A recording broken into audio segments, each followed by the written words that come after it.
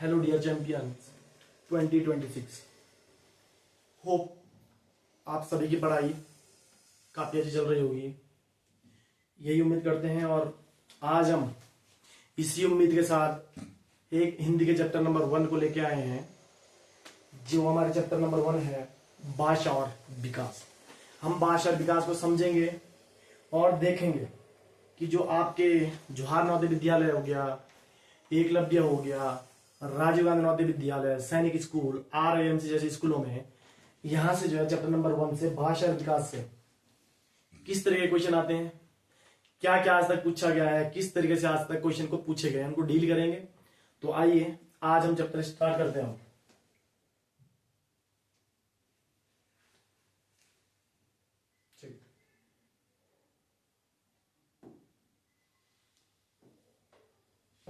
ठीक, तो आज का जो हमारा चैप्टर है वो है भाषा और विकास, चैप्टर नंबर 1 भाषा और विकास। तो हम यहां से समझेंगे, सबसे पहले हम समझेंगे कि भाषा किसे कहते हैं, भाषा होती क्या है, भाषा किसे कहते हैं। ठीक, हर एक बच्चे को ध्यान से सुनना है, ध्यान से समझने की कोशिश करनी है, आराम से बोलेंगे।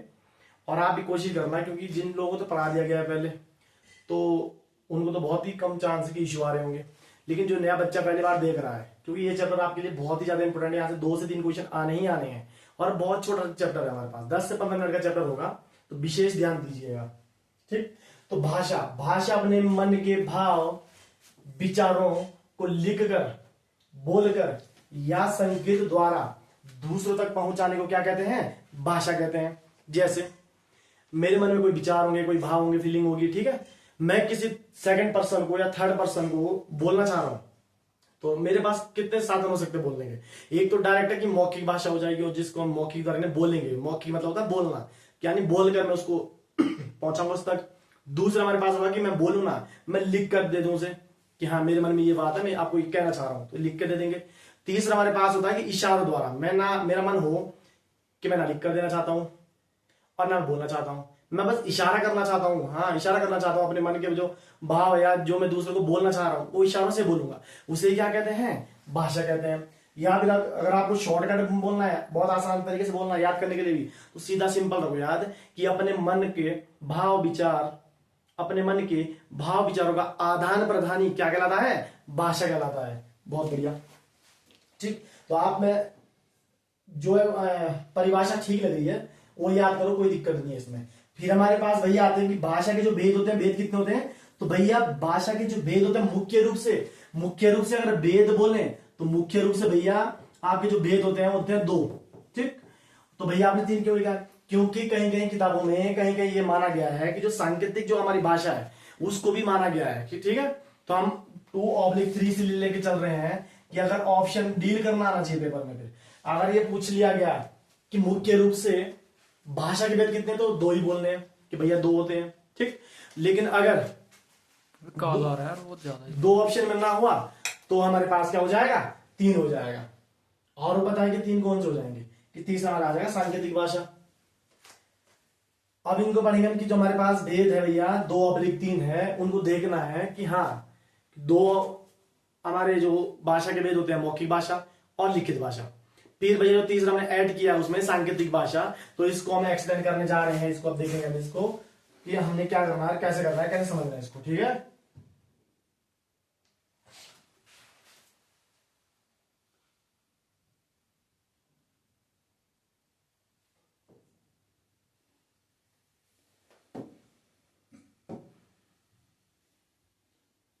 ठीक, ये हमारी भाषा के 3 भेद होते हैं। पहला जो हमारे पास भाषा का जो भेद है वो हमारे पास है मौखिक भाषा। पहला भेद कौन सा था, मौखिक भाषा। ठीक,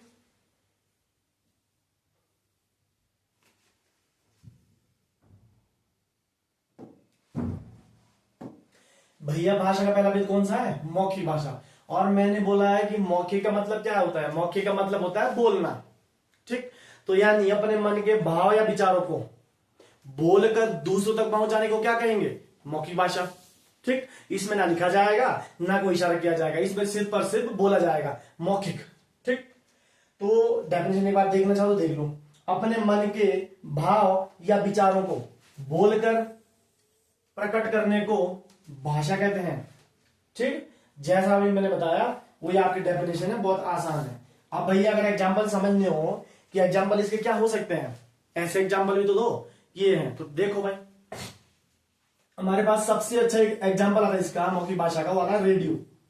क्या आता है? रेडियो। तो भैया रेडियो कैसे हुआ? क्योंकि रेडियो में सिर्फ और सिर्फ बोला जाता है, उसमें ना कोई इशारा किया जाता है और ना ही वो लिख के दे रहा है आपको, वो सिर्फ बोल रहा है, ऑडियो आ रही है आपको, ठीक है, इसलिए रेडियो हो जाएगा। एक अच्छा एग्जाम्पल रेडियो हो गया, और एक आप लोग बोल सकते हैं ऑडियो कैसेट हो गया। ऑडियो कैसेट भी इसका एग्जाम्पल है, मौखिक भाषा का एग्जाम्पल है, ऑडियो कैसेट हो गया।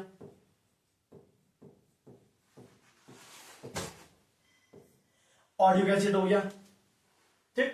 और अगर ऐसे और देना एग्जाम्पल तो हम बोल सकते हैं कि भाषण देना मेरे हिसाब से क्या होता है, मौखिक भाषा का उदाहरण होता है, क्योंकि वो बोल रहा है सिर्फ, वो ना आपको लिख के दे रहा है, ना ही आपको इशारे कर रहा है। अब हम आगे बढ़ने की कोशिश करेंगे थोड़ा।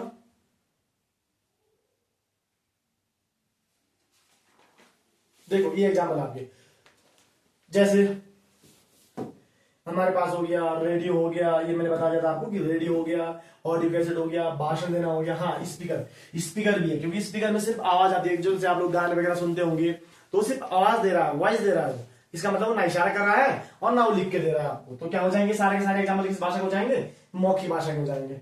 नेक्स्ट आगे बढ़ेंगे। जो सेकंड हमारे भाषा का जो भेद आता है वो है लिखित भाषा। कौन सा है? लिखित भाषा। सेकंड हमारे पास जो भेद आता है वो आता है लिखित भाषा। तो भैया लिखित भाषा किसे कहते हैं? इसमें अपने मन के भाव या विचारों को लिखकर दूसरों तक पहुंचाए जाते हैं, ठीक।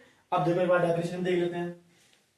अपने मन के भाव या विचारों को, अपने मन के भाव या विचारों को दूसरों तक लिखकर प्रकट करने को क्या कहते हैं? लिखित भाषा कहते हैं। तो भैया इसका एग्जाम्पल क्या हो सकता है? जैसे हमारे पास एक एग्जाम्पल आ गया क्या कि अखबार आ गया। अखबार में लिखा होता है, अखबार में सिर्फ लिखा होता है, वो ना बोलता है ना कोई इशारा करता है, इसलिए अखबार क्या हो जाएगा? हमारे पास लिखित भाषा का एग्जाम्पल हो जाएगा। सेम वैसे हमारे पास किताब हो गया, किताब में भी सिर्फ लिखा होता है। अब हम एक बार मान सकते हैं कि नक्शा हो गया, कि नक्शा भैया ये है, क्योंकि उसमें सिर्फ लिखा ही होता है। कोई सा भी कार्ड हो आपका, जितने भी कार्ड बनाते हो आप, उसमें भी सिर्फ लिखा जाता है, ना इशारा किया जाता है और ना ही बोला जाता है। और दुनिया में जितने भी पत्र होंगे, चाहे कैसे भी पत्र हो, औपचारिक पत्र हो या अनौपचारिक पत्र हो, सारे के सारे पत्र क्या होंगे? ये हमारे पास लिखित भाषा के एग्जाम्पल होंगे, क्योंकि उसमें ना बोला जाता है और ना ही इशारा किया जाता है, उसमें सिर्फ लिखा होता है। तो जिसमें भी लिखा होगा वो लिखित भाषा का एग्जाम्पल हो जाएगा भाई, कोई दिक्कत नहीं है। अब नेक्स्ट जो हमारे पास जो हमने माना था वो होता ना, ये मुख्य रूप से तो हमारे पास भाषा के भेद दो ही होते हैं, लेकिन कहीं कहीं किताबों में 3 माने गए हैं। तीसरा जो हमारे पास भेद है वो सांकेतिक भाषा है। सांकेतिक भाषा को माना गया है कि हमारे पास तीसरा भेद है। और यकीन मानो पेपर में ज्यादातर यहीं से अब क्वेश्चन से बनते हैं। जवाहर नवोदय विद्यालय हो चाहे एकलव्य हो, यहीं से क्वेश्चन बनने वाले हैं आप लोगों के लिए, ठीक। तो सांकेतिक भाषा क्या हो जाएगा? अपने मन के भाव या विचारों को संकेत या इशारों द्वारा प्रकट करने को क्या कहते हैं? सांकेतिक भाषा कहते हैं भैया। इसका मतलब क्या हुआ? संकेत मतलब करना होता है इशारा करना, ठीक, इशारा करना। अब समझो कैसे। एग्जाम्पल नंबर 1 हमारे पास आ रहा है, चौराहे पर खड़ा पुलिसकर्मी। चौराहे पर खड़ा पुलिसकर्मी। पुलिसकर्मी चौराहे पे आप लोगों ने देखा होगा, जहां तक मेन सिटी में तो बहुत ज्यादा होते हैं, लेकिन आप लोगों को विकास नगर नागपत्र में कहीं कहीं मिल जाते हैं, ठीक है, तो ध्यान देना। तो वहां पे जो खड़ा पुलिस वाला है, तो भैया सांकेतिक भाषा में क्यों आया वो? भैया तो बोलता भी है नहीं, ठीक है, आपके बात एक हिसाब से मान सकते हैं कि बोलता भी है, लेकिन मोस्टली देखो ना, जब वो चौराहे पे खड़ा होगा ना, दिन भर तो ना बोल सकता कोई पुलिसकर्मी, ठीक। तो वो इशारे करता हो, अगर मेरे को इधर की गाड़ी रोकनी होगी ना, तो हाथ करेगा सिर्फ इशारे, बस बात तब बोलेगा, दिन भर तो ना बोल सकता हो, तो सिर्फ इशारा करेगा, इधर वाली गाड़ी को बोलेगा तो चलने के लिए बोल देगा, तो सिर्फ इशारा हुआ। आया समझ में? तो बहुत बढ़िया, आगे बढ़ते हैं। पीठ थपथपाना। भैया पीठ थपथपाना कैसे? तो पीठ थपथपाना, जब कोई पीठ थपथपाता है, मान लो तुमने कुछ अच्छा काम कर लिया है, कुछ भी, तो शाबाशी जब देते हैं तो उसमें क्या होता है, कोई भी टीचर हो या कोई भी पेरेंट्स, कुछ भी, वो पीठ थपथपाते हैं आपकी, तो आप समझ जाते हो कि मेरे को क्या दी जा रही है? शाबाशी दी जा रही है, ठीक। मान लो कोई गूंगा है, वो बेचारा बोल नहीं पाएगा, उससे इशारा कर पाएगा ना। मान लो गूंगा भी है, अनपढ़ भी है, वो बेचारा ना लिख पा रहा है और ना ही बोल पा रहा है, तो इस पीठ थपथपाएगा वो कि हाँ शाबाश, अच्छा है, बहुत बढ़िया, ठीक है। उसके बाद हमारे पास आता है यातायात संकेत। भैया यातायात संकेत बोलो या यातायात चिन्ह बोलो, जो आप लोग सड़कों पे देखते होंगे, सड़कों पे लगे होते हैं हमारे पास, ठीक है, मोस्टली हमारे पास चौराहे पे खड़े होते लगे होते हैं, और कहीं मोड़ वगैरह आते तो वहां पे लगे होते हैं, जैसे हमारे पास ये तीर लगे होते हैं ऐसे इस तरीके से, और कहीं कहीं आपने देखा होगा ऐसे होगा, पहले सीधा लगा होता है ऐसे और फिर यहां से ऐसे। इसका मतलब क्या हुआ, इसका मतलब भैया ये हुआ कि आपको पहले सीधा जाना है और सीधा जाके राइट जाना है। जो भी इस तरीके के सिंबल होंगे बने हुए सारे के सारे, वही क्या होते हैं हमारे पास यातायात संकेत। तो पेपर में बहुत ज्यादा पूछा गया है कि भीड़ थपथपाना, चौराहे पे खड़ा पुलिसकर्मी या फिर यातायात संकेत किस भाषा के उदाहरण है। तो ये हमारे किस भाषा के उदाहरण हो जाएंगे, तो ये हो जाएंगे सांकेतिक भाषा के उदाहरण। एक हमारे पास बहुत बार पूछा जाता है क्वेश्चन भी, जो हमारी ट्रैफिक लाइट होती है ना, ट्रैफिक लाइट, वो पूछता है कि ट्रैफिक लाइट जो है किस भाषा का उदाहरण है। तो ट्रैफिक लाइट भी हमारा सांकेतिक भाषा का उदाहरण है। और ट्रैफिक लाइट आप लोगों ने देखी नहीं हो तो जैसे देहरादून वगैरह जाओगे बड़ी सिटी में तो वहां हर जगह भी होती है। ट्रैफिक लाइट में क्या होता है, हमारे पास 3-4 लाइटें होती है, ठीक है भाई, ठीक। तो यहाँ पे अगर ग्रीन लाइट जलेगी तो मतलब आपको चलने की इशारा किया जा रहा है कि आप चल सकते हो। अगर रेड लाइट जलेगी तो समझ जाओ कि आपको रुकना पड़ेगा, अगर आप तब भी चले तो आपका चालान करना तय है। तो यानी वहां पे पुलिस वाला खड़ा थोड़ा ना रहता है, वो तो बस ये कि अगर आप पढ़े लिखे हो, आप इस तरह की नॉलेज है तो आप अपने आप ही इन रूल को फॉलो करेंगे, और जो करना भी चाहिए सबको। आया समझ में। तो ये हमारे पास भाषा के 3 भेद थे। पहला हमारे पास था लिखित भाषा, मौखिक भाषा 1, फिर था लिखित भाषा 2, और एक था तीसरा हमारे पास सांकेतिक भाषा। इसको हमने एक्सप्लेन कर दिया। और खासकर यहाँ पे एग्जाम्पल ध्यान देना, एग्जाम्पल से ज्यादा क्वेश्चन आते हैं। डेफिनेशन यहाँ से पूछे जाए जरूरी नहीं है, लेकिन हर बार हमारे पास जो पेपर में पूछा गया क्वेश्चन है आज तक, वो हमारे पास थे इसके उदाहरण। इस बात पे विशेष फोकस करना है। देखो ये हमारा खत्म हो गया है, ठीक। उसके बाद एक हमारे पास टॉपिक आता है इसी के अंदर, लिपि। कौन सा टॉपिक आता है, लिपि आता है। लिपि कि लिपि किसे कहते हैं, ठीक। तो ध्यान दो, भाषा के लिखित रूप को प्रकट करने के लिए जिन ध्वनि चिन्हों का प्रयोग किया जाता है उसको क्या कहते हैं, लिपि कहते हैं, ठीक। जैसे समझे नहीं तो समझो, मैंने अभी क्या लिखा, मो बोल दिया, मेरे को मो लिख दिया मैंने, अभी मैंने लिख दिया कौ, ठीक। तो एक हिसाब से अगर मैं बोलते चीनी तो है, क्यों, अगर मैं इसको बोलूं ये रहा लॉ लिखा मैंने, लेकिन अगर इसको मो बोल दूं तो चल जाएगा, नहीं चलेगा ना। लेकिन जिसने भी हिंदी फर्स्ट टाइम जिसने हिंदी बनाई हो और जिसने भी ये नाम दिया हो पहले कि हाँ इसको मो ही पढ़ना है, हम तो उसी को फॉलो कर रहे हैं ना आज तक भी, कि इसको मो ही बोलना है। या अगर थोड़ा सा भी इधर ऐसा बना दे तो इसको मो नहीं बोलेंगे। मो बोलने का मतलब कि आपको डाटा तुरंत पता चल गया कि हमने ऐसा ही बनाना है, इसी को मो बोल रहे हैं। वही तो बोला गया है डेफिनेशन में भी कि भाषा के लिखित रूप को प्रकट करने के लिए जिन ध्वनि चिन्हों का प्रयोग किया जा रहा है उसे क्या कहते हैं, लिपि कहते हैं, ठीक। अब देखो जरा क्या आ रहा है, हिंदी की लिपि सबको पता होगा। तो हिंदी की लिपि क्या है, देवनागरी, ठीक। आगे हमारे पास है कि हिंदी दिवस कब मनाया जाता है। तो यहां से क्वेश्चन बहुत बार पूछा, अभी लेटेस्ट जो भी पेपर हुए थे उसमें पूछा गया था कि भैया हिंदी दिवस कब मनाया जाता है। तो ध्यान देना, हिंदी दिवस एक, और एक आता है अंतरराष्ट्रीय हिंदी दिवस, जिसको बोलते हैं विश्व हिंदी दिवस। आया समझ में। अब हम इसको ट्रांसलेट तो इंग्लिश में करेंगे क्योंकि इंग्लिश सब्जेक्ट है, तो इंग्लिश में तो इंग्लिश में ही आएगा कंप्लीट, ध्यान देना इस बात का। तो हिंदी दिवस कब मनाया जाता है, तो हिंदी दिवस मनाया जाता है 14 सितंबर। और विश्व हिंदी दिवस कब मनाया जाता है भैया, तो विश्व हिंदी दिवस मनाया जाता है 10 जनवरी। 14 सितंबर को क्या मनाया जाता है, हिंदी दिवस, और 10 जनवरी को मनाया जाता है विश्व हिंदी दिवस। आया समझ में, ध्यान देना है। उसके बाद हमारे पास कुछ की पॉइंट है, हम एक बार उसको भी देखेंगे कि जो हमारे पास की पॉइंट है क्या। की पॉइंट पे विशेष ध्यान देना है, पेपर में कभी कभी पूछ लेता है ऑड में आउट में, और कभी उसमें पूछ लेता है कथन आला निष्कर्ष वगैरह पूछता है, ठीक है। तो यहाँ पे की पॉइंट देखो, देवनागरी लिपि, देवनागरी लिपि बाएं से दाएं लिखी जाती है, राइट, बिल्कुल। आप लोग अपनी कॉपी में जब भी लिखते होंगे तो लेफ्ट टू राइट तो लिखते हो, इधर होगी लाइन, ऐसे कॉपी होगी आप लोगों की ऐसे, ये मान लो आपकी कॉपी है, ठीक है भाई, ये है। तो जब आप लिखना स्टार्ट करते हो तो यहां से यहां को तो ना करते हो, इधर से तो लिखते हो ऐसे करके इधर को जब लिखते हो, इसका मतलब लेफ्ट टू राइट, बाएं से दाएं। तो ठीक बोला बिल्कुल पॉइंट कि देवनागरी लिपि बाएं से दाएं लिखी जाती है, एक। दूसरा, देवनागरी लिपि अक्षरात्मक लिपि होती है, वर्णात्मक नहीं होती है, इस बात पर विशेष फोकस करना है। ये क्वेश्चन बहुत बार पूछे गए हैं कि देवनागरी जो हमारी लिपि है वो कैसे लिपि है, अक्षरात्मक या फिर वर्णात्मक या शब्दात्मक, कुछ भी बना देगा या बोल देगा वाक्यात्मक, ठीक है। तो इसमें जो सही होगा वो क्या होगा, अक्षरात्मक लिपि होगी हमारे पास। बहुत बढ़िया कि भैया हमारी देवनागरी लिपि जो है अक्षरात्मक लिपि है। नेक्स्ट अगला, वो पूछ रहा है कि देवनागरी लिपि का विकास, तो हाँ, देवनागरी लिपि का विकास कहां से हुआ है? ब्राह्मी लिपि से हुआ है। ठीक, जो हमारी देवनागरी लिपि, हमारी जो हिंदी की लिपि है देवनागरी, उसका विकास कहां से हुआ है? ब्राह्मी लिपि से। अगर और डिटेल में जाए तो ब्राह्मी कौन सी? उत्तरी ब्राह्मी लिपि से हुआ है। ठीक है, ध्यान देना है। और देवनागरी लिपि का अपभ्रंश किसे माना जाता है, या फिर अपभ्रंश क्या है? तो शोर सैनी अपभ्रंश है। देवनागरी लिपि का जो अपभ्रंश है वो कौन सा है? शोर सैनी अपभ्रंश है। हिंदी की आदिजन्य, आदिजन्य का मतलब होता है कि लगभग लगभग आधे से भी ज्यादा समझ लो कि हिंदी को जन्म देने वाली कौन है? वो हमारे पास है संस्कृत, क्योंकि हमारी जो हिंदी आई है मोस्टली संस्कृत से तोड़ के ही तो आई है। आए समझ में? बहुत बढ़िया।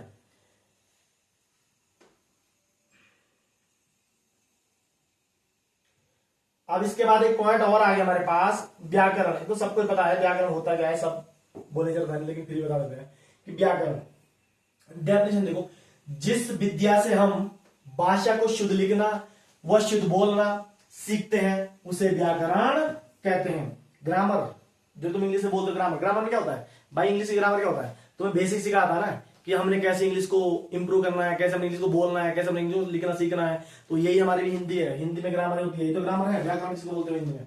तो यही तो बोलोगे कि जिस विद्या से हम भाषा को शुद्ध लिखना, शुद्ध बोलना या फिर शुद्ध लिखना सीखते हैं उसे क्या कहते हैं? व्याकरण कहते हैं। ठीक है, अब नेक्स्ट आगे बढ़ते हैं। एक हमारे पास टॉपिक और आ गया, कारांत शब्द।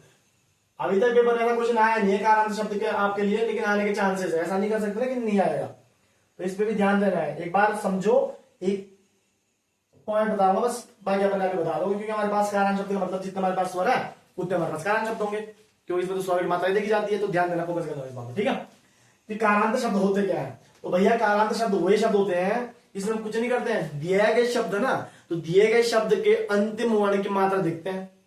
दिए गए शब्द में अंतिम वर्ण देखते हैं कि अंतिम वर्ण पे किसकी मात्रा लगी है। अगर अ की लगी तो अकारांत हो जाएगा, मतलब कोई मात्रा नहीं तो वही तो होगा, सिंपल है, तो अकारांत हो जाएगा। अगर ई की लगी तो इकारांत हो जाएगा, री लगी तो रिकारांत हो जाएगा, इस तरीके से। ठीक है, हम बढ़ते आगे। पहला जो हमारे पास आ रहा है वो आ रहा है अकारांत शब्द। कौन सा आ गया? अकारांत आ गया, अकारांत, अकारांत शब्द वे शब्द जिनका अंतिम वर्ण क्या होता है? ओ, मैंने वही तो बोला कि जब भी तुम्हारे पास दिया गया शब्द हो ना, जैसे मैंने लिख दिया थोड़ी देर के लिए, मैं लिखता हूं अमन, क्या लिख दिया मैंने? अमन। अब अमन में देखो, मैंने बोला जो दिया गया शब्द हो उसका अंतिम वर्ण देखना है, और अंतिम वर्ण क्या है? नौ है, नौ। तो नौ पे अगर किसी भी स्वर की मात्रा नहीं लगी है, तो एक ही हमारे पास मात्रा स्वर होता है, वो सबको पता है कौन होता है? अ होता है, उसी कोई मात्रा नहीं होती है। ठीक है, तो इसका मतलब इसमें कौन छुपा हुआ है? अ। तो इसमें कोई भी नहीं है मात्रा, तो सीधी सीधी क्या हो जाएगा? अकारांत। जैसे यहाँ पे एग्जाम्पल दिया गया मोहन, मोहन हो गया, मोहन का अंतिम वर्ण देखो क्या है? नौ। नौ पे कोई मात्रा नहीं है, इसका मतलब क्या हो जाएगा इसमें भी? अकारांत। सोहन, सोहन में क्या लगा लास्ट में? नौ। तो नौ पे भी कोई मात्रा नहीं, इसका मतलब क्या हो जाएगा? ये भी अकारांत। ये गलती हो गया, शुभ होगा, शुभ। ठीक है, तो इसका लास्ट वर्ण देखो भौ है, और भौ में कोई मात्रा नहीं, इसका मतलब क्या हो जाएगा? ये भी अकारांत। यहाँ पे आ गया रमेश, रमेश, रमेश आ गया है, और रमेश में यहाँ पे कौन सा है? शौ, शौ पे कोई मात्रा नहीं लगी हुई है, इसका मतलब ये क्या हो जाएगा? अकारांत शब्द हो जाएगा। बहुत बढ़िया, आगे बढ़ो। आकारांत शब्द सेम डेफिनेशन वही चलते जाओ, पीछे वही लगा वे शब्द जिनका अंतिम वर्ण क्या होना चाहिए? आ होना चाहिए। जैसे सोना, सीता, रीता, रोना। भाई सोना में ना लास्ट का वर्ण क्या है? ना, और ना पे लगाया किसकी डंडी? आ की, यानी आकारांत। यहाँ पे आ गया सीता, तो पे क्या लगा है? आ, आकारांत। रीता, यहाँ पे क्या लगा है? आ। सोना, नौ पे क्या लगा है? आ की डंडी, यानी आगे मात्रा बोल सकते हैं, तो ये हो जाएगा आकारांत। उसके बाद हमारे पास आता भैया इकारांत शब्द। तो इकारांत शब्द हुए थे जिनका अंतिम वर्ण क्या होना चाहिए? ई हो। जैसे रवि हो गया, छोटी की मात्रा देखो, जो हमारे पास ये वाला ई है ना, इसको हम छोटी बोल सकते हैं, और इसकी मात्रा जो होती है सबको पता है क्या होती है? ये होती है इधर वाली, इधर से जो आप लोग ये लगा दो ना मात्रा, ये बड़ी ई की मात्रा होती है। किसकी होती है? बड़ी ई की मात्रा होती है, तो ध्यान देना, मात्रा का ध्यान देना विशेष। ठीक, एक हमारे पास आ गया कवि, कवि में छोटी की मात्रा है तो हो जाएगा इकारांत। कृति, इसमें देखो लास्ट में कौन है? तो, और तो पे किसकी मात्रा लगी है? छोटी की, तो ये हो जाएगा इकारांत। इस तरह के जितने भी शब्द आएंगे तुम्हारे पास वो क्या हो जाएंगे? इकारांत शब्द हो जाएंगे। अब हम आगे बढ़ते हैं, अब आ गया इकारांत। ठीक है, तो वे शब्द जिनका अंतिम वर्ण क्या हो? ई हो। ठीक, या जिनका अंतिम वर्ण में मात्रा किसकी लगी हो? ई की लगी हो। जैसे पानी, पानी में बड़ी की मात्रा है, और परी, परी में लास्ट में क्या है? बड़ी की मात्रा है। रात्रि, रात्रि में भी बड़ी की मात्रा है, तो ये क्या हो जाएंगे, सारे सारे शब्द इकारांत हो जाएंगे भाई। बहुत बढ़िया। अब नेक्स्ट हमारे पास है उकारांत शब्द। क्या आ गया, उकारांत शब्द वे शब्द जिनका अंतिम वर्ण क्या हो, ऊ हो। अब इसमें ऊ की मात्रा आने वाली, देखो जैसे मैंने लिख दिया पीयू, तो यहाँ पे लास्ट वर्ण देखो, और इसमें लगी है छोटी ऊ की मात्रा। लहू, लहू यानी लास्ट वर्ण क्या, हो, और ह पे लगी है छोटी की मात्रा, तो ये भी क्या हो जाएंगे उकारांत। कालू, लू में क्या लगी है, छोटी की मात्रा, ठीक है, तो ये भी क्या हो जाएगा, छोटी ऊ की मात्रा लगी है, उकारांत शब्द। ठीक, और एक हमारे पास आ गया उकारांत शब्द। ठीक, उकारांत शब्द वही शब्द होता है जिनका अंतिम वर्ण क्या होना चाहिए, ऊ हो गए हैं, एक तो ऊ होता है, एक ऊ होता है। तो जैसे सोनू, बड़ी ऊ की मात्रा लगी है, मोनू, बड़ी ऊ की मात्रा लगी है। इस तरीके के जितने भी आएंगे आपके पास शब्द आएंगे जिसमें बड़ी ऊ की मात्रा लगी हो, उसमें क्या हो जाएगा, उकारांत शब्द हो जाएगा भाई। ध्यान देना, विशेष क्वेश्चन अगर आ जाए तो डील करना सीखना है। ऐसा ना हो कि यहां से क्वेश्चन आए और आप समझे कि ना यहाँ से क्वेश्चन बनते ही नहीं बने, तो इसका मतलब थोड़ा ना कि बनेंगे।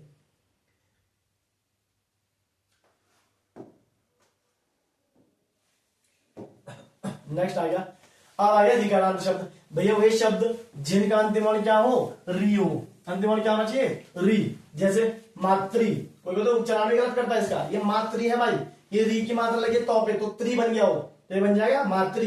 ये पितृ बन गया, क्या हो गया, पितृ। यहाँ पे री की मात्रा लगी है तो ये हो जाएगा पितृ। तो मातृ हो गया, पितृ हो गया, जिसमें री की मात्रा लगी है अंतिम वर्ण पे, वो क्या हो जाएंगे, ऋकारांत शब्द हो जाएंगे। बहुत बढ़िया।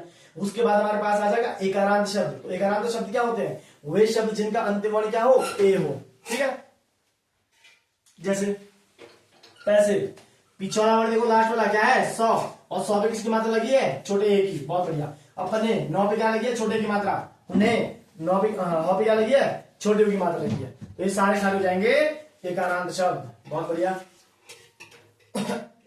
अब आ गया एकारांत शब्द। वे शब्द, भैया वे शब्द जिनका अंतिम वर्ण क्या हो, आए हो। कोई दिक्कत नहीं, बहुत बढ़िया। जैसे मैं, क्योंकि इसकी मात्रा क्या होती है, सबको पता ही होती है, राइट। तो दो मात्रा देखो ऊपर है, इसमें दो मात्रा है, तो इस तरीके जितने भी सारे शब्द आएंगे वो सब के सब क्या हो जाएंगे, एकारांत हो जाएंगे। नेक्स्ट हमारे पास क्या आ गया, उकारांत शब्द। तो वे शब्द जिनका अंतिम वर्ण क्या हो, ओ हो भाई। ठीक, जैसे मिलो, लॉ पे लगा है ओ की मात्रा, चलो लॉ पे लगी है ओ की मात्रा, खेलो लॉ पे लगी है ओ की मात्रा। इस तरह के जितने भी शब्द आएंगे वो क्या होंगे, सारे सारे उकारांत शब्द हो जाएंगे भाई। आगे बढ़ो। उकारांत शब्द हो गया, उकारांत शब्द वही शब्द जिनका अंतिम वर्ण ओ भाई। कुछ नहीं है, बहुत आसान है, फोकस करना है, मात्रा पर ध्यान होना चाहिए बस इसमें, और कोई इश्यू नहीं आएगा फिर आप लोगों को। ठीक है, जैसे हमें 100 आ गया, क्योंकि इसकी मात्रा क्या होती है, ये तो होती है, ये होती है। ठीक है, रासों में देखो, रासों में भी ओ की मात्रा लगी हुई है, या भी कोई कोई इसको तो आओ पड़ता है। ठीक, आया समझ में, तो ध्यान देना है। ये हमारे पास कारांत शब्द है। कारांत शब्द हमारे पास कितने होंगे, ये क्वेश्चन बनेगा नहीं, अगर बन भी गया तो कोई दिक्कत नहीं है, डील करना आना चाहिए। स्वर हमारे पास 11 होते हैं और एक मात्रा स्वर होता है, लेकिन उसकी मात्रा स्वर का मतलब क्या हुआ, अगर मैंने अमन बोल दिया या सुमन बोल दिया या रमन बोल दिया, इसका अंतिम वर्ण क्या आ रहा है, 9, जिसमें किसी की मात्रा नहीं हो रही है, तो क्या हो जाता है, अकारांत। ध्यान देना इस बात में। ठीक है, अब इसमें जरा आगे बढ़ने की कोशिश करते हैं, और आगे क्या टॉपिक आता है। हाँ, अब हमारे पास आ गया है कि संविधान में भाषा का विकास, जो हमारा कॉन्स्टिट्यूशन है उसमें भी तो दर्जा दिया है भाषा को, उसमें तो रखा गया है भाषा को। तो ये देखा जाएगा यहाँ पे कि जो हमारा संविधान है उसमें जो है किस भाग में हमारे पास भाषा को रखा गया है, और भाग के साथ साथ किस आर्टिकल में यानी किस अनुच्छेद में इसका वर्णन किया गया है। तो हमारे पास भाषा का विकास बोले संविधान में तो हो जाएगा भाग नंबर 17 पर, और अनुच्छेद नंबर 343 से लेकर 351 तक। अब देखो इसमें, तो संविधान में भाषा का विकास, मूल संविधान में भाषाओं की संख्या कितनी थी, 14। मूल संविधान का मतलब ये हुआ कि जब भी संविधान लागू हुआ था, जब भी हमारा संविधान लागू हुआ 26 जनवरी 1950, तब हमारे पास जो भाषाएं रखी गई थी संविधान में, या फिर बोलो कि जो हमारी भाषाएं थी, किस भाषाओं को मान्यता मिली थी, तो 14 भाषाएं थी जिनको मान्यता मिली थी। ठीक है भाई, ध्यान देना। और वो 14 भाषा हमारे पास क्या क्या है, ये हमारे पास है असमिया है, बांग्ला है, गुजराती, हिंदी, कन्नड़, कश्मीरी, मलयालम। ठीक है भाई,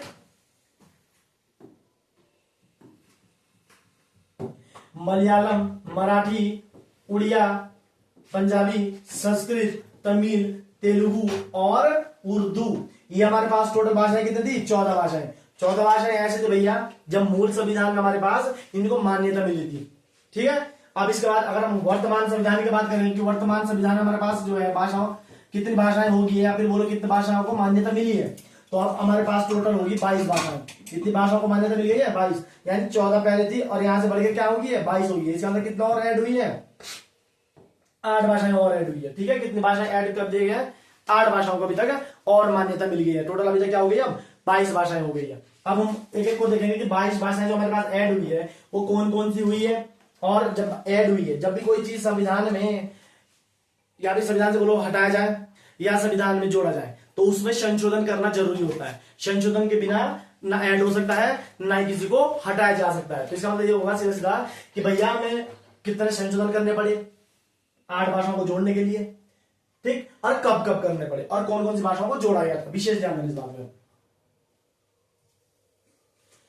संशोधन ये रहा हमारे पास टॉपिक आ गया संशोधन वाला भी, कोई दिक्कत नहीं, सब क्लियर हो जाएगा। यहां से क्वेश्चन बनेगा रे भाई, ध्यान देना है।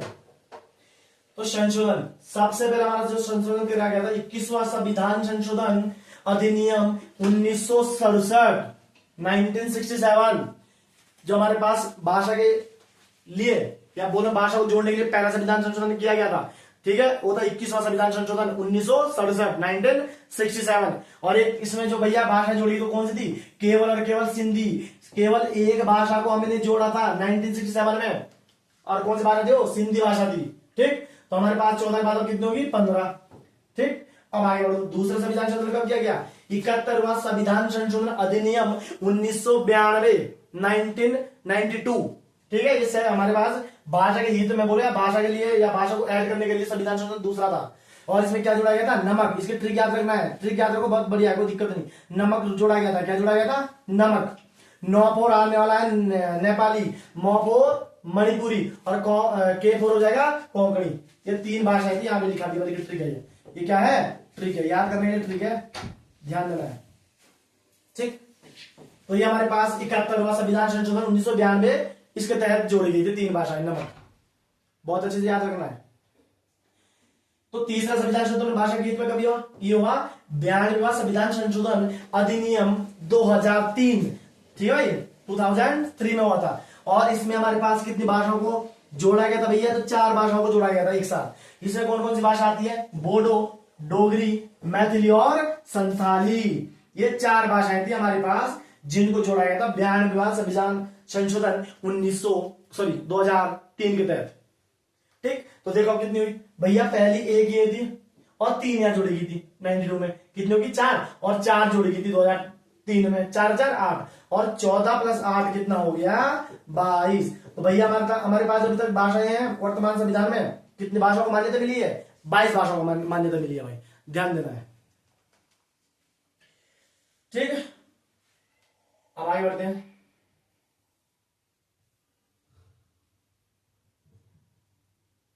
हिंदी भाषा का विकास क्रम ये पूछ रहा है कि जो हिंदी भाषा का जो विकास हुआ है वो कैसे हुआ है।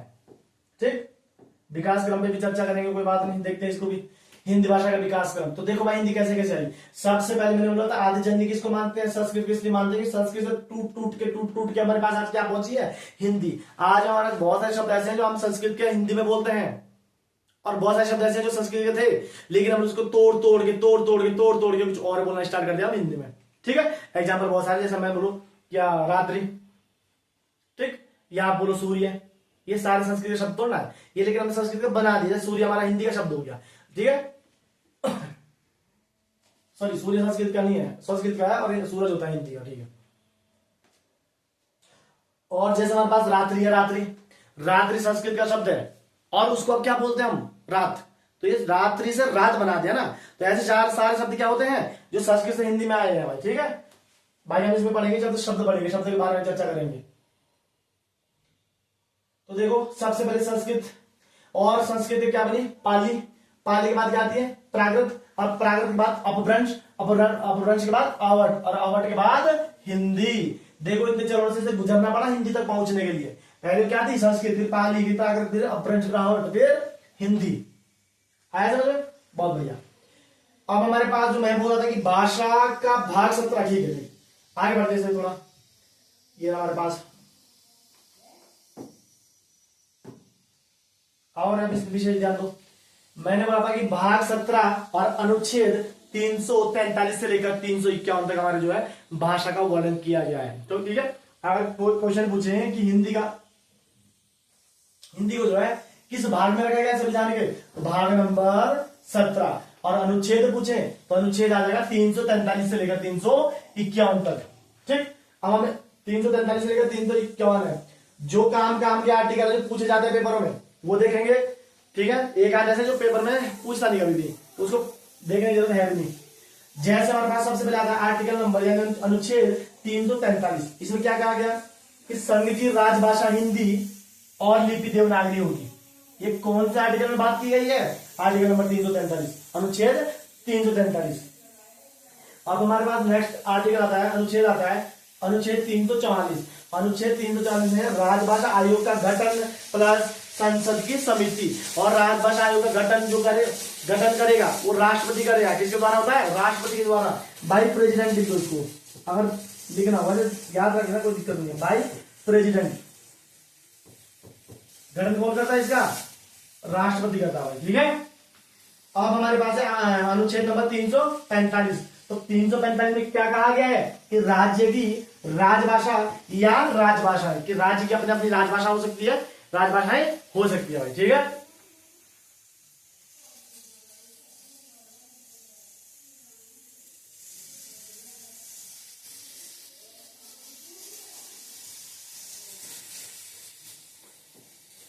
अब हम बोल रहे हैं अनुच्छेद नंबर 346 पे।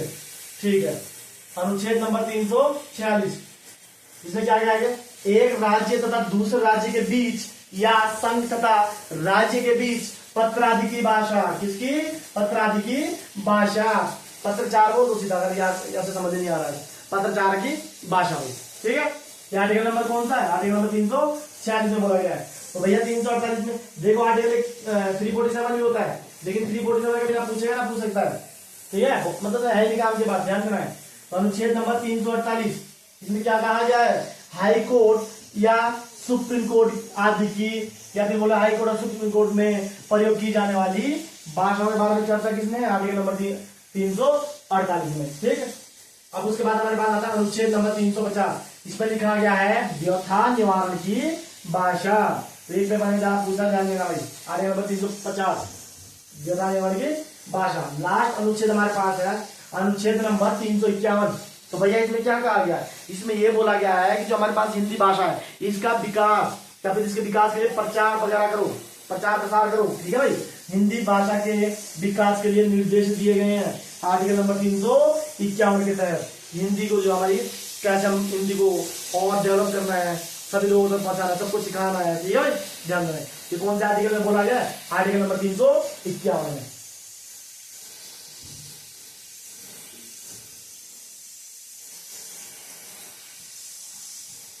ठीक, अब हमारे पास छोटा सा भी एक आता है कि भैया भाषाएं हैं, ठीक है, तो भाषाएं हमारे पास, तो उपभाषाएं हमारे पास, बोलियां हमारे पास, और इनकी जो अपभ्रंश है वो देखना है। ठीक है, तो हमारे पास उपभाषाएं कितनी होती है? 5 हमारे पास उपभाषाएं होती है। कितनी उपभाषाएं होती है भैया? 5 उपभाषाएं होती है। अब बोलियां कितनी होती है? जो अभी तक मान्यता है 17 बोलियां है। कितनी बोलियां हैं? 17 बोलियां हैं। तो ध्यान दो, उपभाषाएं कितनी है भैया? 5। ये उत्पत्ति हुई है कि कहां से उत्पन्न हुए हैं। ठीक है भाई, अब बोलियां कितने हमारे पास? टोटल 17 बोलियां हैं। अब एक को पढ़ेंगे। पहले हमारे पास आता है पूर्व हिंदी। पूर्व हिंदी की जो उत्पत्ति हुई है वो कहां से हुई है भैया? अर्धमागधी अपभ्रंश हुई है। कहां से हुई है? अर्धमागधी अपभ्रंश हुई है। और इसके अंतर्गत कौन सी बोली आती है? तो आती है अवधी, बघेली और छत्तीसगढ़ी। ये किसके अंतर्गत आती है? देखो पूछेगा क्वेश्चन, अवधी, बघेली और छत्तीसगढ़ी जो हमारे पास बोलियां हैं वो किस उपभाषा की बोलियां हैं? तो कौन सी उपभाषा है? ये हमारे पास है पूर्व हिंदी। पूर्व हिंदी के, और अगर ये पूछ लिया कि पूर्व हिंदी जो है इसकी उत्पत्ति कहां से हुई है, तो कहां से हुई है? अर्धमागधी अपभ्रंश से हुई है। ठीक, नेक्स्ट आगे बढ़ते हैं थोड़ा। हाँ ये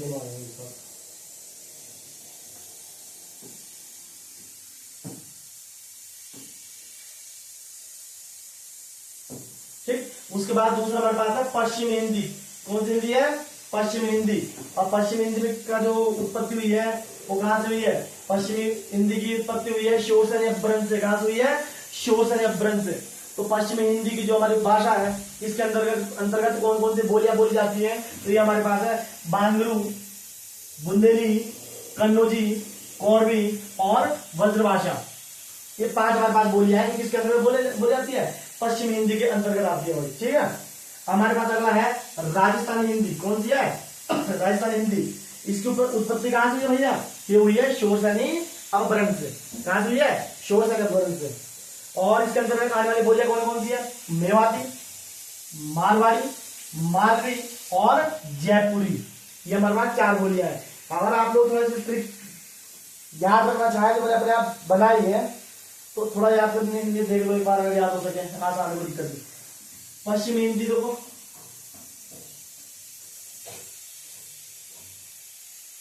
सॉरी राजस्थानी हिंदी।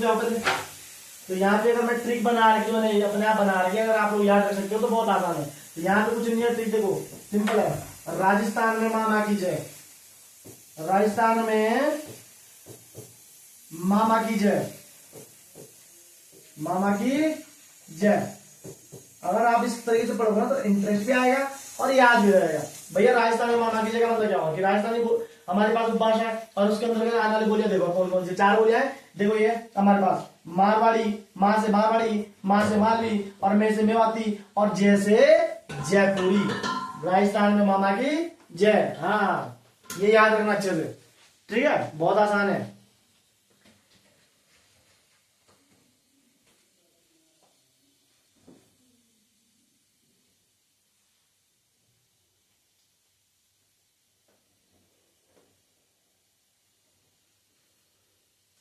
अगले जो उसके बाद आता हमारे पास बिहारी हिंदी और पहाड़ी हिंदी। जो 5वां वो हमारे पास भाषा का भेद है। आओ पहले इसी पे आओ। फिर बिहारी हिंदी। तो बिहारी हिंदी की जो उत्पत्ति हुई है कहां से हुई है? तो हुई है मागधी अपभ्रंश से हुई है। और बिहारी हिंदी जो है हमारे पास, इसके अंतर्गत कौन कौन सी बोलियां भैया बोली जाती है, या कौन कौन सी बोलियां आती है? तो आती है मगही, भोजपुरी और मैथिली।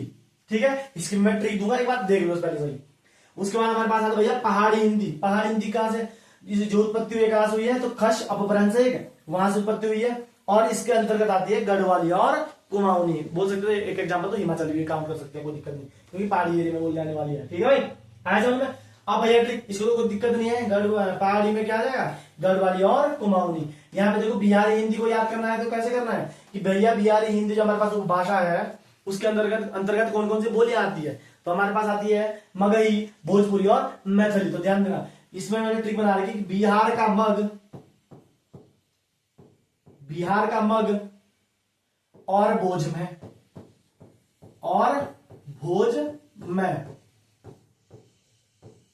ठीक है भाई, ये हमारे पास ट्रिक है कि बिहार का मग और भोज में। बिहार का मग का मतलब मगही, मग से मतलब मगही, और भोज से भोजपुरी और मैं से मैथिली। आए समझ में? तो ये हमारे पास 5 उपभाषाएं थी और 17 बोलियां थी जो हमने आपको बता दिया है। और जो हमारे पास उपभाषाएं थी उनकी उत्पत्ति कहां से हुई है, सारे अपभ्रंश बता दिया मैंने कि कहा किस अपभ्रंश उसकी जो उत्पत्ति हुई है। तो एक बार अच्छे से पढ़ना, एक बार अगर समझ नहीं आया तो एक बार वीडियो को दोबारा देख लेना सही से, आराम से, कोई दिक्कत नहीं है, रोक रोक कर देख लेना। और जितनी भी डेफिनेशन वगैरह लिखवा दी गई है, जो टेबल बनवा दी गई है, आप उसी हिसाब से चलना, क्योंकि आप अगर इस हिसाब से लिखोगे, नोट्स बनाओगे तो आपको आसानी हो जाएगी इस चैप्टर को कवर करने में। और यकीन मानो, एक बार अगर इसके नोट्स बन गए सही से, एक बार वीडियो देख ली, तो आपको ज्यादा से ज्यादा 1 घंटे का रिवीजन मारना हमेशा के लिए याद हो जाएगा। ठीक है भाई, ट्रिक की याद करना थोड़ा, और कुछ भी नहीं। बाकी ठीक है फिर, अभी ये आप लोगों का चैप्टर था, खत्म हो गया है। अब हम मिलते हैं नेक्स्ट क्लास में, कोई संज्ञा वगैरह लाके उसमें देखते हैं फिर। ठीक है, thank you so much, thank you.